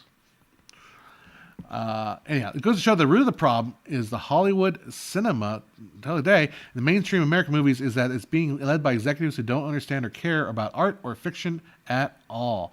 That's kind of a common complaint. It's been a complaint since it's been a complaint since Bill Mechanic's time, right? With if you go back watch that Paramount video with the guy that came in with Gulf and Western. It's like, what do you know about movies? You just want to own a movie theater so you can go to the premieres. That's really why, right? So a lot of the times, a lot of stuff was happening in the 80s, like as far as corporate execs. You know what? Fuck them. Just go ahead and tear Paramount apart. Why not? Sell it for the parts. Who cares? That way, then that way, a new crop of studios with executives that care about art and stuff and fiction and all that stuff will crop up. Let them die, as far as I'm concerned. far as I'm concerned. Let them all go to hell and let God sort them out. Shoot them all and let God sort them out. So, fuck, it's 4:30. My goodness, already getting late. Yeah, let's see what are you guys yakking about? 27 comment. We got 27 concurrent people. Look at that. 27 concurrent people. 12:30 a.m. over there. That's late. You gotta go to bed. You gotta work tomorrow, right? Hopefully you do. Or not. It's all good. Yeah, Bill Mechanic is ex-Paramount. He gets art, though. The inherent subjectivity of the medium. It's not a business in the way the selling water cups is. Yep. Have you done a lot of work to come back after? Have you seen a lot of work come back after? I don't do narrative for work, so I don't like what pays me money is not narrative filmmaking. So I don't actually deal with the SAG at all. So I was completely unaffected by the SAG stuff. Like I just did a bunch of State of the City videos, and believe me, they are not SAG in any respects. You know what's weird is when you have a client and you meet them, they're extremely personable. Like, my God, you are such a nice person. You are amazing. You are just friendly. You are just so, warm. Your presence just radiates warmth. I would love to be your friend. I would love to hang out with you. I'd love to have a beer with you. I would love to just, get to know you. I'd like to meet your wife. And maybe we could have a little thing together. But anyhow, you're such a warm, inviting person. And then you put them in front of a camera, and then they become. And then you set up a teleprompter, because teleprompters are easier for people, and then they become stone cold Gollum. Oh my God, it's so weird. Hey, Paola, how you doing? Oh, see, she's awesome. Paola, hey, how you doing, girl? You're all the way up in Europe now to learn filmmaking. Come over here and learn filmmaking with me. Paola's cute. She's a beautiful, beautiful actress. Hola, how you doing? ¿Qué pasa? She come back here, California. We hang out. Anyhow. Yeah, so you get the client, and they're like super dry. Super, super dry. So I had to deal with that a lot. A lot of that. I had to deal with a lot of people that were really friendly and really charismatic, and then when you put them on camera, it all goes away because then they're the aforementioned results of our budget dealings in the 2023 year involved elements from all stakeholders that incorporated into our city's annual budget. It's like. And that's the worst thing. The worst thing is that these city folks discovered that they could just have ChatGPT write scripts. And oh my goodness. Oh my goodness. Oh, Paola, you're shooting the first movie as a film director. Awesome. Oh, I'm so proud of you, girl. You go get them. Oh, you guys, well, let me know how it goes. All right. That's so cool to hear. I love hearing that. That's so cool. Matthias says, Patrick Williams called What's Killing Cinema, though sometimes it's been sensational, such as the title itself. It really makes amazing points. Patrick H. Williams does really good work, and he's got great takes. So I like him. I just don't like some of the goofy antics he does. I just like, all right. Because I kind of wanted to do something like that, but I held myself back. So, now, being that I am very much into AI right now, let's pull up ChatGPT. All right, I'm going to go and have ChatGPT 4. I paid for the 4 version. Write me a congratulations speech. Let's see if it's gotten better. For a colleague who is a teacher. I said this one time back when I was, told the story back when I shot it, but I'll tell it again. I shot this congratulations speeches for the school district. They call it the Heroes in Education. And so we interviewed a bunch of people, and they were supposed to say something nice about this person that's going to get the award. And I'm like, don't worry about it. It's just say whatever's on your mind. I cut them together. I kind of intercut them so they all works together, right? And so one lady brought in and she was okay. She's a little bit like standoffish. She brought in this piece of paper, and she's like, Hi, Barbara. It's really nice to meet you. I think you're awesome, and I would like to see the day that you would do it. And I'm like, I let her read it. I'm like, okay, now give me that paper. I'm going to prompt you, and you just speak from your mind, your heart. Like, you just kind of tell me, kind of see if you can repeat it back to me. I'm going to prompt you. I'm going to give you like a line, and then you can kind of feed it back to me, and that way I can get you looking at the camera and not looking down at your paper, right? I'm going to get you, like, okay. All right. And then I was like, okay, so tell me about Barbara. Barbara's great. And what does Barbara teach? She's like, well, it's right there on the paper. I'm like, I'm trying to get you to say, to deliver the speech on camera. I can't, everyone else is just saying what's on the top of their head. I can't have you looking. It's like, well, then I resign. And she just got up and left. And I'm like, all right, fine. You're gonna play that game with me. Then you don't get to be part of my video. Bye. Okay, bye. So we had ChatGPT write a bunch of congratulations scripts, but here's how they sound. I want to read it in my best voice. Congratulations on your outstanding achievements as a teacher. It's truly inspiring to see dedication and passion you bring to your profession every single day. Your ability to connect with students and foster a love for learning is nothing short of remarkable. You are not only taught academic subjects, but also life lessons that your students will carry with them forever. Your commitment to creating an inclusive and engaging classroom environment has not gone unnoticed. You've shown that teaching is not just about imparting knowledge, but about inspiring and empowering young minds. Your innovative teaching methods and your willingness to go the extra mile for your students set high standards in education. It's amazing to see positive impact you've had on so many lives. Your students are lucky to have you as their mentor, and we are as fortunate to have you as our colleague. Your hard work and dedication are truly commendable, and we are all proud of your accomplishments. Keep up the fantastic work, and here's to many more years of inspiring, teaching, and shaping the future. Congratulations. That was actually better than before, because before it would go ramble on for another 3 paragraphs after that. So it's gotten better. I'll admit it's gotten better. See how generic that was, though? It's hyper generic. Like that fits everybody. Unfortunately, that's the reality of like when you finally come down to like the reality of the world is that most stuff is just generic, and it's okay. Generic. Good night, Bullet Science. Good night, Mr. Fleming. Have a good one. Remember Zoom meetings? I can see many great public speakers having Frankenstein and Nosferatu eyes. Oh my God. I helped you buy your first camera. I'm trying to remember which one that was. Was it the Canon or something like that? Well, good for you. I can't wait to... Let me know how it goes, Paola. I think I'm pronouncing it right, Paola.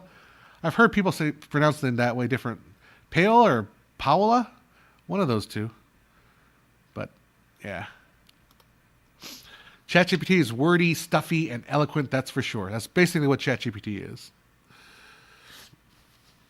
Yeah, so... Anyhow, that's my experiences. All right. Yes, the last one. Perfect. Oh, it was a Paola. I always thought Paola was cuter. It's not. I've heard people say, like, introduce themselves as Paola. And I'm like, that just sounds like something you pay, like, radio stations to play your song. It's Paola. I know, it's Paola. Have you used Story Muse? No, I never heard of Story Muse. What's that? Let's look it up. That's Harry Bow. Let's look it up. Story Muse. Is that like a AI generated like story ideas or something like that? Personal discernment build. What is it? I don't know. I can't pull it up right now for some reason. offers storytelling techniques as a tool for personal discernment, team building, community development, in an effort to cultivate a world. Well, where's the rest of that? Or is that something else? Story Muse Academy or Muse Storytelling? AI filmmaking, Muse Storytelling.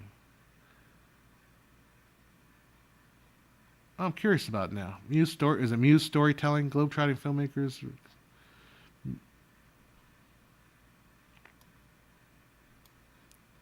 Or Story Muse? Muse Storytelling. No, I haven't even heard of it. What is that? Muse. What is the owner of Story? Muse Storytelling Academy. Believe that well-told story can change the world. I don't know what it is. Never heard of it. AI Masterclass. All right, cool.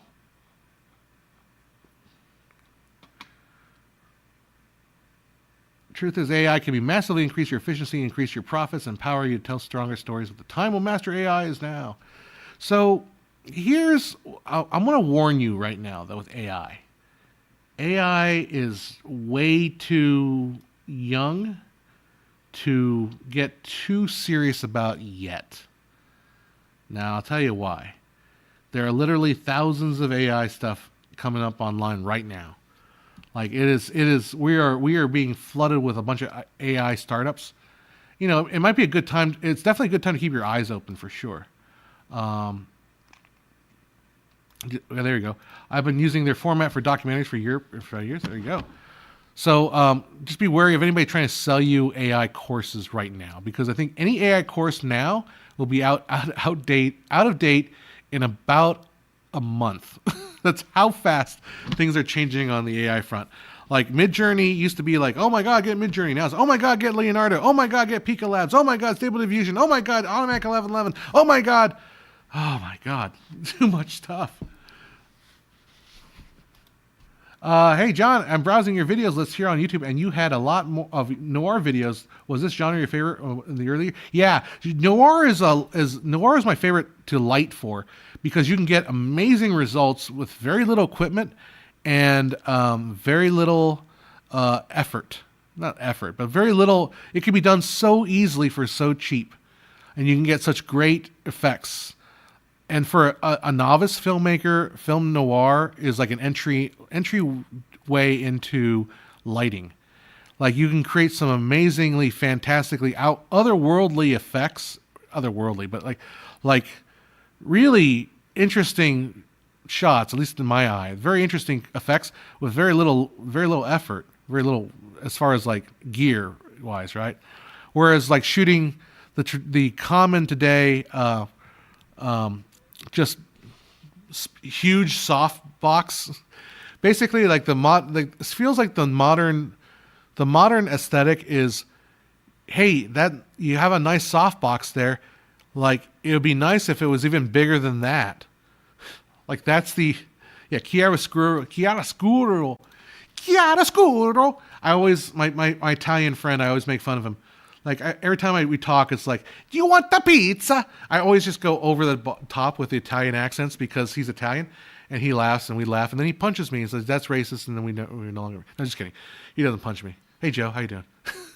But no, every time, so chiaroscuro.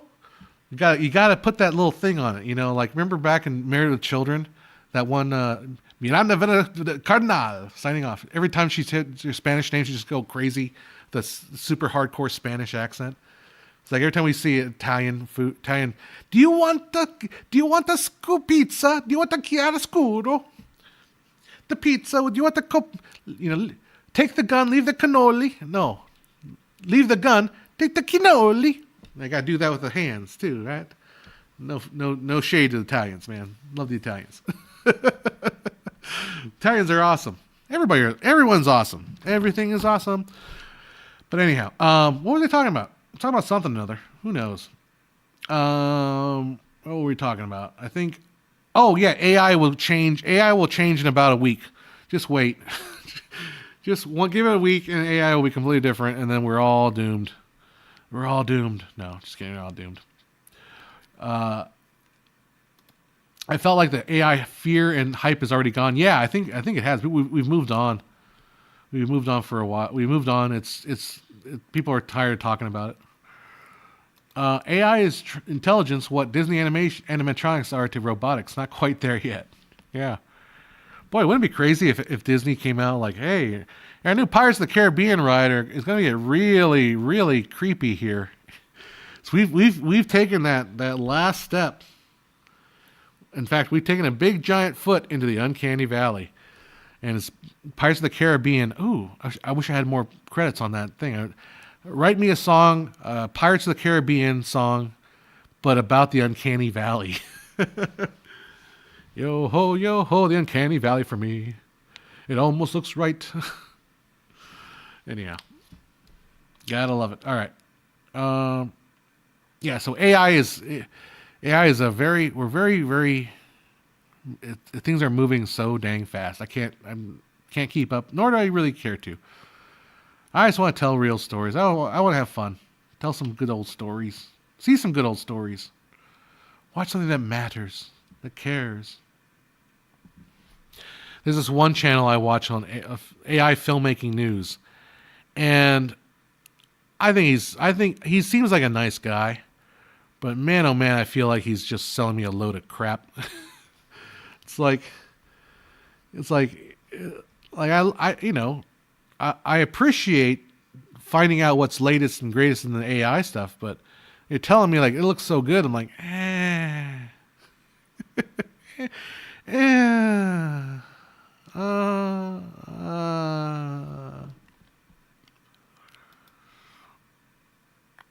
The best AI artwork can fool a human, but is the ones that humans spent time editing. Yep, and picking too. So humans have to pick it. Like they have to roll over. It's like a slot machine. You just sit there and you pull a slot until you get into the images you want. When I last did 3D printing, I did. I'm going to do some in a couple of days. My friend wants me to print some stuff for him. I haven't done a whole lot because I got super busy. I got some things I need to paint. I haven't gone around to painting because I just haven't time, and also because it's too cold here. You just uncomfortable being here. I have a 3D printer still in pieces. My first one is still sitting over there and not working. I don't know what I'm going to do with it. If I want to bother fixing it, finish fixing it, if I can. Because look, I may look like a nerd, and I am a nerd, but I am not a geek. I'm a nerd, and I'm a nerd about topics and about history and culture. I'm not a nerd when it comes to compiling my own goddamn firmware. Like, holy moly, man! Like these guys are like, you watch all these 3D printing shows, and they are like, well, it's really easy. All you gotta do is compile your own firmware to the 0.973 update, and then we go through the line of code. It's very simple, in fact. If you just get inside the line of code and correct a certain z-stop to a percentage, anybody can do it. It doesn't take a. It's like, oh, I don't know what you're talking about. I mean, I kind of do what you're talking about, but every time I try to do it and follow the instructions, I end up with the printer just like laughing at me. Like, you thought you could compile your own firmware? Get the hell out of here, you dummy! Go back and talk about frame rate, you jerk. Yeah, I'm not. I have a limit to my engineering prowess. There is a limit, and I've been shown that limit several times. Like Matthews, the chief blurbuster, he'll spank me in terms of technical stuff. Oh my God, it's humbling. I thought I knew about frame rate. Oh my God, humbling to just like sit there and go like, you're right. I don't know what I'm talking about. I'm a fool. I don't know what I'm doing. After I spent a lot of time trying to break down what it was I was seeing, he showed me like, nope, you're not seeing that. Watch. It was very humbling. So there you go. All right. Anything else you want to hang out with for a little bit? Let's go for another 5 or 6 minutes here, and then I'm going to get going myself. And I don't want to clean. I want to go home and eat. I'll make mapo tofu. That's what I want to do. I want to go make mapo tofu. 3D printing is also advertised as a game changer, but it's kind of like AI. Yeah, we know the game. We just don't need to. We don't need to do it enough. Like so, for certain games, it's like I don't know why anybody would ever buy minis like for Dungeons and Dragons gaming. Other than if you don't have the skill, if you don't have a 3D printer, okay, you can buy like the miniatures for Dungeons and Dragons and stuff like that. But if you do have a 3D printer, you would never ever buy that stuff ever again. That's the game I would say. And I think a lot of Dungeons and Dragons, go on a limb, people that play Dungeons and Dragons, kind of nerdy. I'm just gonna put it out there. So I think a lot of D&D players are going to be able to print their own stuff. But yeah, like all things with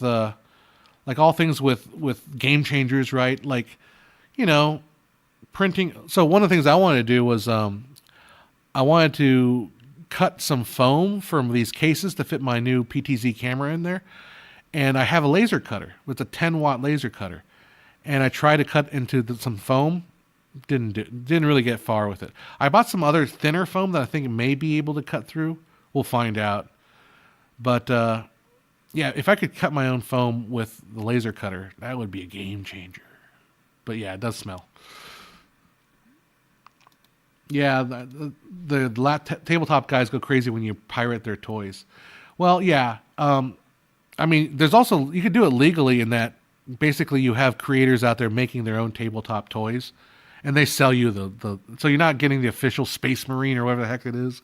I don't know Dungeons and Dragons. I'm not that kind of nerd. But like, you don't have the official stuff, but you can make your own, like, dragons and whatever. And time for us to dinner, Bruin. All right, yeah, me too. I gotta get going. Fun hanging out with you. Peace, love, respect. See you at the next one. Who's the stand-up comedian, ex-engineer who explained the difference between geeks, nerds, and dorks? It's a pie chart, obviously. I don't know. Yeah, tech bros are by far the ones who love the most to hype AI. Often they do. They love to say, take that, artist. You're not so unique anymore. Take that, artist with tech bro. Machine go blah, blah, blah. AI go blah, blah, blah, blah, blah, man. AI go. AI make picture of girl. Big boob, but not safe for work. Tech bro love big boob. I hate whenever I see people on the internet saying stuff like, I want Hollywood to implode completely. Their artists are only do woke stuff. I want them to lose their jobs and start doing an actual job. Actual jobs. Yeah, like I always didn't like the whole. I mean, Red Letter Media's pulled back a little bit. The whole like wanting the theaters to implode. Like I like theatrical. I remember I was on the Red Letter Media subreddit, and they're like, "What's the deal with this anti-theater stuff? Like every time I go to the theater, I have a good time. I don't have these awful experiences that they're having." And then people from like Minnesota are like, "Yeah, neither do we." The real jobs like serving McDonald's or collecting trash cans in the streets.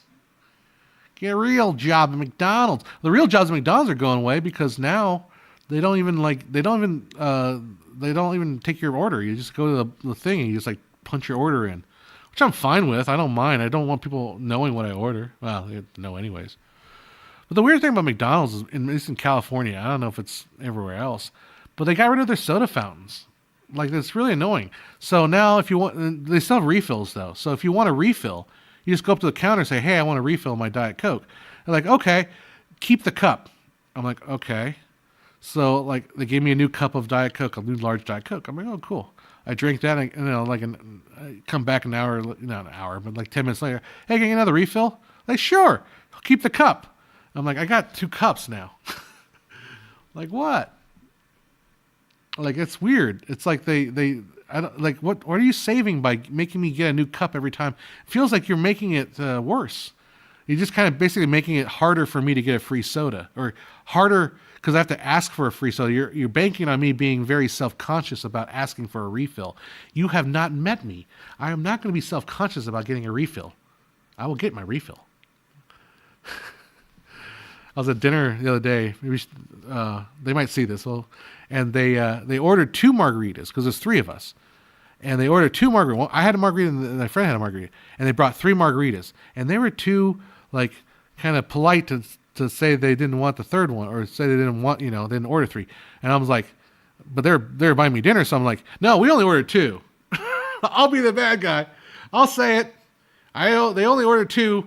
I don't want my friends to pay more on my behalf, and I know they're not going to drink like they're not like drinkers like me. I will down a margarita, no problem. Anyhow, excuse me. I need to get something to eat and drink because I'm thirsty. Ooh, I definitely don't want to go to the store.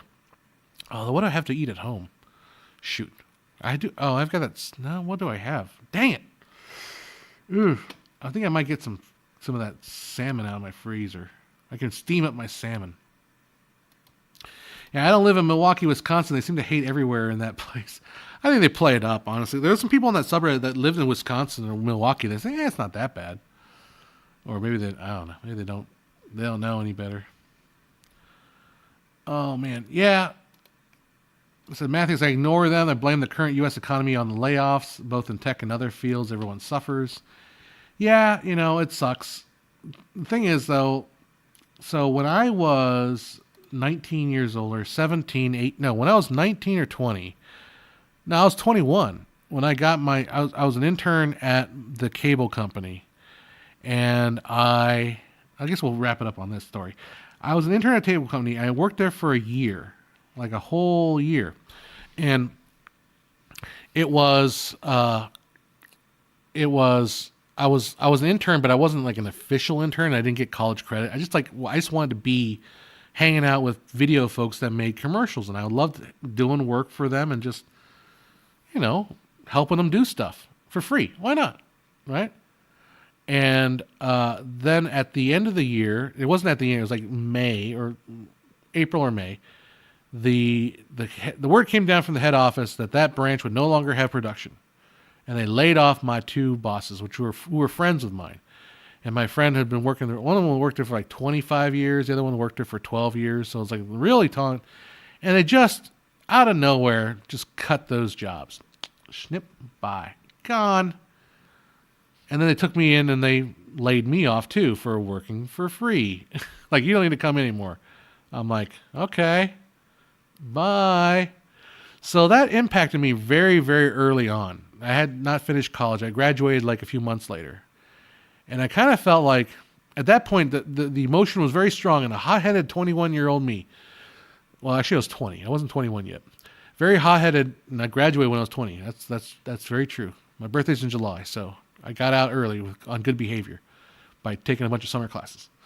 So the very hot-headed young me said, well, geez, why would I work for a corporation where I can be let go, snip, bye-bye, without even a care in the world? They kept their LA office with like producers, but they got rid of their satellite branch in Corona, California, because, I don't know, whatever, reasons. Fuck that. 12 years, 20 years, who cares? Fired. Not fired. Laid off. Laid off. Your position is no longer available here at this company.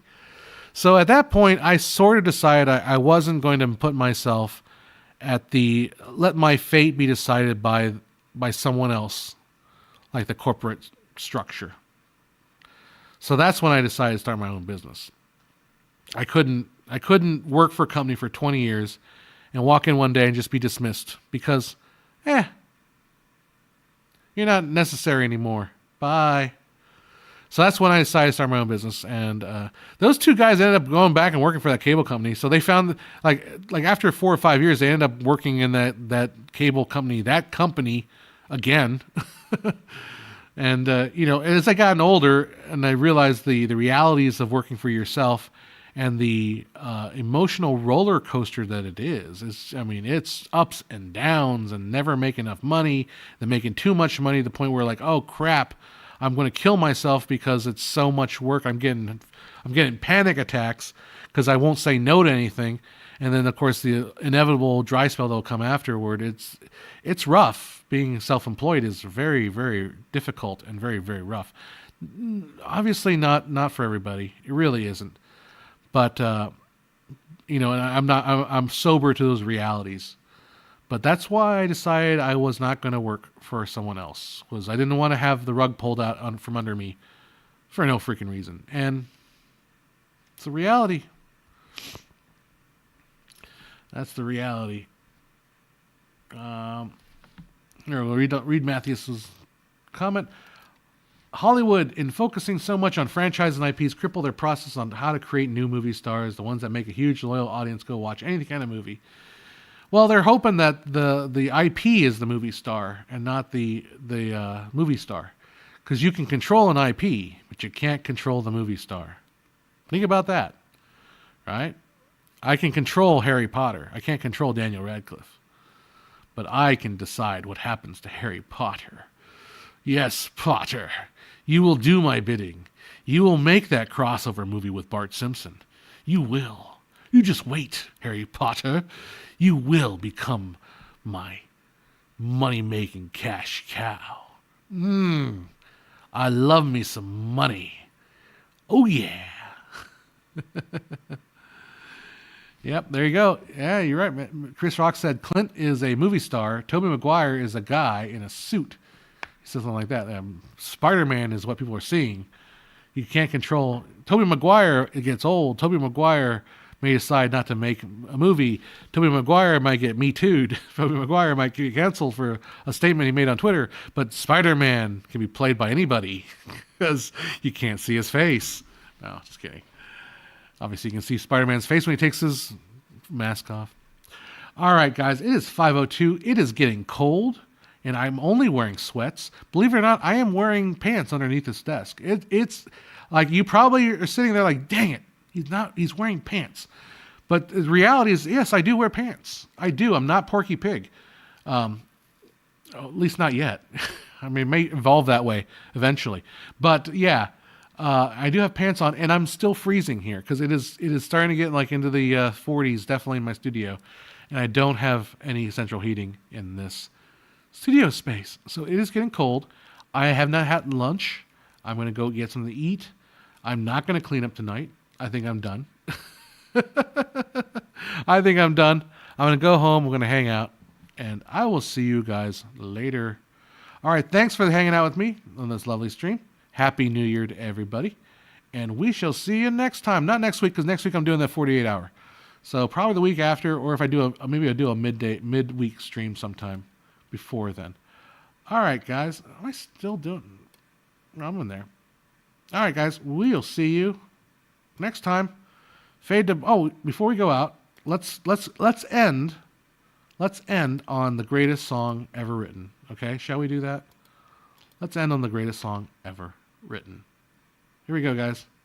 Good, Happy New Year, and we'll see you later. In this world of motion and lights, there's a frame rate that gets it just right. 24 frames per second, the perfect flow. A cinematic masterpiece, it's in the know.